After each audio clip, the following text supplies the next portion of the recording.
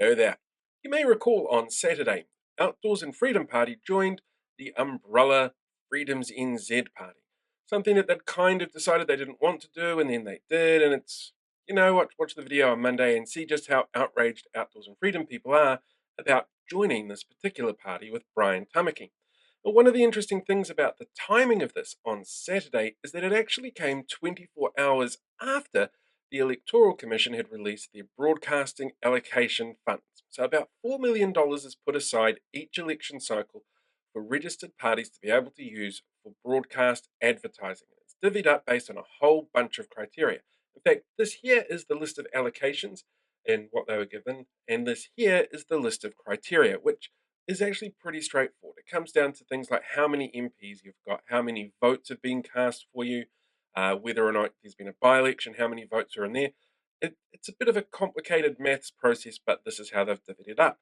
Now, under that divvying a word, but under that separation of the money, essentially Freedoms NZ got $66,000 for their advertising. And the reason that it was Freedoms and not Vision is because Vision is standing under the umbrella. Now that Outdoors and Freedom are under the umbrella, the question's been raised, what happens to their $66,000 allocation?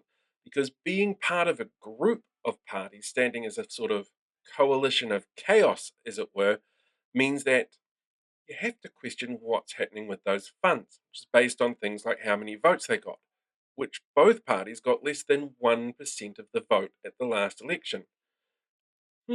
Now, I called the Electoral Commission about this and asked specifically what's going on, what's going to happen. And they came back, they were really clear that they are still looking at this issue.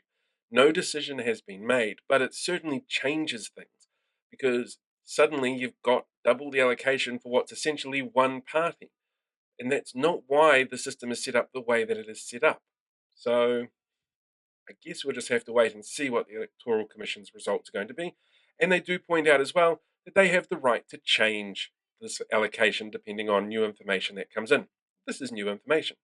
Now, I'm not saying that the reason for the announcement on this Saturday was to get around this. I'm just asking questions because it does seem like an awfully big coincidence that somehow, 24 hours after it's announced, they could pretty much double their broadcast advertising budget.